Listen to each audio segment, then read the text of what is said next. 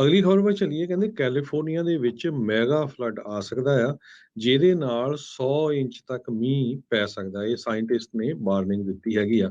ਪਰ 1862 ਤੋਂ ਲੈ ਕੇ ਹੁਣ ਤੱਕ ਅਜਿਹਾ ਕੁਝ ਨਹੀਂ ਹੋਇਆ, ਪਰ ਹੋ ਸਕਦਾ ਹੈਗਾ। ਇਹ ਜੋ ਸਾਇੰਟਿਸਟ ਆ ਉਹਨਾਂ ਨੇ ਕਿਹਾ ਵੀ ਗੋਲਡਨ ਸਟੇਟ ਦੇ ਵਿੱਚ ਐਕਸਟ੍ਰੀਮ ਤੇ ਵਨਸ ਇਨ ਏ ਸੈਂਚੁਰੀ ਮੈਗਾ ਫਲੱਡ ਜੋ ਆ ਉਹ ਆ ਸਕਦਾ ਹੈਗਾ ਆ। ਤੇ ਇਹਦੇ ਸੰਬੰਧ ਦੇ ਵਿੱਚ ਮੰਥ ਲੌਂਗ ਕਹਿੰਦੇ ਸਟਾਰਮ ਹੋਊਗਾ, ਜੋ ਕਿ 30 ਇੰਚ ਰੇਨ ਸੈਨ ਫਰਾਂਸਿਸਕੋ ਵਾਲੇ ਏਰੀਏ ਦੇ ਵਿੱਚ ਡੰਪ ਕਰ ਸਕਦਾ ਹੈਗਾ ਆ। 1862 ਚ ਇੰਨਾ ਜ਼ਿਆਦਾ ਫਲੱਡ ਆਏ ਸੀ। ਜੇ ਇਦਾਂ ਦੀ ਸਿਚੁਏਸ਼ਨ ਬਣਦੀ ਆ, ਸਿਆਰਾ ਨਵਾਡਾ ਏਰੀਏ ਦੇ ਵਿੱਚ 25 ਤੋਂ ਲੈ ਕੇ 34 ਫੁੱਟ ਤੱਕ ਸਨੋ ਪੈ ਸਕਦੀ ਹੈਗੀ ਆ। ਇਹ ਪਊਗੀ ਕਦੋਂ ਇਹ ਦੇਖਦੇ ਆ, ਪਰ ਇੰਨੇ ਸਾਲਾਂ ਬਾਅਦ ਆਉਣ ਦੇ ਚਾਂਸ ਜੋ ਸਾਇੰਟਿਸਟ ਆ ਉਹ ਕਹਿ ਰਹੇ ਹੈਗੇ ਵੀ ਮੈਗਾ ਫਲੱਡ ਕੈਲੀਫੋਰਨੀਆ ਦੇ ਵਿੱਚ ਆ ਸਕਦਾ ਹੈ। ਆਲਰੇਡੀ ਜਿਹੜੇ ਰੇਗਿਸਤਾਨਾਂ ਦੇ ਇਲਾਕੇ ਆ, ਹਰਜੋਤ ਸਿੰਘ ਜੀ, ਵੇਗਸ ਦਾ ਇਲਾਕਾ ਇੱਥੋਂ ਤੱਕ ਕਿ ਡੈਥ ਵੈਲੀ ਦੇ ਵਿੱਚ ਵੀ ਬਹੁਤ ਭਾਰੀ ਮੀਂਹ ਜਿਹੜੇ ਇਸ ਟਾਈਮ ਪੈ ਰਹੇ ਨੇ।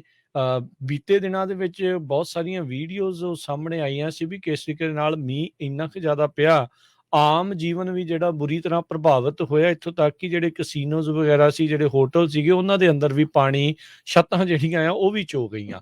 ਡੈਥ ਵੈਲੀ ਦੇ ਵਿੱਚ ਕਹਿੰਦੇ ਵੀ ਜਿਹੜਾ ਹਜ਼ਾਰਾਂ ਸਾਲਾਂ ਦਾ ਜਿੰਨਾ ਮੀਂਹ ਅਚਾਨਕ ਜਿਹੜਾ ਉਹ ਪੈ ਗਿਆ, ਕਈ ਜਿਹੜੇ ਥੋੜੇ ਘੰਟਿਆਂ ਦੇ ਵਿੱਚ ਹੀ ਇੰਨਾ ਜ਼ਿਆਦਾ ਮੀਂਹ ਜਿਹੜਾ ਪੈ ਗਿਆ ਸੀ, ਜਿੱਥੇ ਬਹੁਤ ਘੱਟ ਮੀਂਹ ਪੈਂਦਾ ਆ।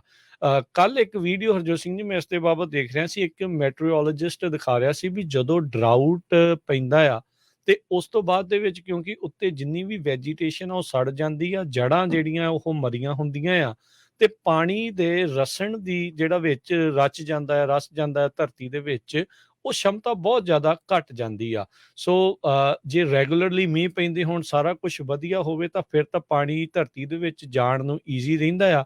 ਪਰ ਜਦੋਂ ਕਿੰਨੇ ਚਿਰਾਂ ਬਾਅਦ ਡਰਾਊਟ ਬਾਅਦ ਸੋਕੇ ਤੋਂ ਬਾਅਦ ਦੇ ਵਿੱਚ ਅਚਾਨਕ ਭਾਰੀ ਮੀਂਹ ਪੈਂਦੇ ਆ, ਤਾਂ ਫਿਰ ਇੱਕ ਹਿਸਾਬ ਦੇ ਨਾਲ ਥੱਲੇ ਜਿੱਦਾਂ ਕਹਿ ਲਓ ਵੀ ਟਾਟ ਵਿਛਾ ਦਈਏ, ਤੱਪੜ ਜਿਹੜਾ ਉਹ ਵਿਛਾ ਦਈਏ, ਤਾਂ ਉਹ ਪਾਣੀ ਥੱਲੇ ਜਿਹੜਾ ਉਹ ਰਚਦਾ ਨਹੀਂ, ਜਿਹਦੇ ਕਰਕੇ ਬਹੁਤ ਪਾਣੀ ਫਿਰ ਫਲੱਡ ਜਿਹੜਾ ਹੜ੍ਹਾਂ ਵਰਗੀ ਸਥਿਤੀ ਬਣ ਜਾਂਦੀ ਆ। ਸੋ ਇਹ ਲਗਾਤਾਰ ਕਲਾਈਮੇਟ ਚੇਂਜ ਦੇ ਚੱਲਦਿਆਂ ਇਹ ਜਿਹੜੇ ਸਾਈਕਲ ਨੇ, ਮੈਗਾ ਡਰਾਊਟ ਆਉਣੇ ਤੇ ਫਿਰ ਮੈਗਾ ਫਲੱਡਸ ਆਉਣ ਦੇ ਜਿਹੜੇ ਚਾਂਸ ਆ ਉਹ ਹੋਰ ਵੀ ਜ਼ਿਆਦਾ ਵੱਧਦੇ ਜਾਂਦੇ ਆ। ਸੋ ਪਾਣੀ ਤਾਂ ਚਾਹੀਦਾ ਹੀ ਚਾਹੀਦਾ ਆ, ਪਰ ਕੀ ਅਸਲ ਦੇ ਵਿੱਚ ਇਹ ਸਾਰਾ ਕੁਛ ਇੰਨੀ ਜਲਦੀ, ਇੰਨੀ ਤੇਜ਼ੀ ਦੇ ਨਾਲ ਚੇਂਜ ਹੋਊਗਾ, ਇਹ ਵੱਡੀ ਜਿਹੜੀ ਚਿੰਤਾ ਆ। ਸੋ ਇਹ ਸਟੱਡੀ ਵੀ ਉਦੋਂ ਹੀ ਪਬਲਿਸ਼ ਹੋਈ ਆ ਹਰਜੋਤ ਸਿੰਘ ਜੀ, ਕਿ ਜਿਹੜਾ ਡੈਥ ਵੈਲੀ ਦੇ ਵਿੱਚ ਬੀਤੇ ਦਿਨੀ ਜਿਹੜਾ ਫਲੈਸ਼ ਫਲੱਡਿੰਗ ਹੋਈ ਸੀ, ਜਿਸ ਕਰਕੇ ਬਹੁਤ ਸਾਰੀਆਂ ਸੜਕਾਂ ਵੀ ਰੁੜ ਗਈਆਂ ਸੀਗੀਆਂ ਇੰਨਾ ਅਚਾਨਕ ਮੀਂਹ ਪੈਣ ਦੇ ਕਰਕੇ, ਉਸ ਤੋਂ ਬਾਅਦ ਦੇ ਵਿੱਚ ਇਹਨਾਂ ਨੇ ਪੇਸ਼ ਕੀਤੀ ਆ।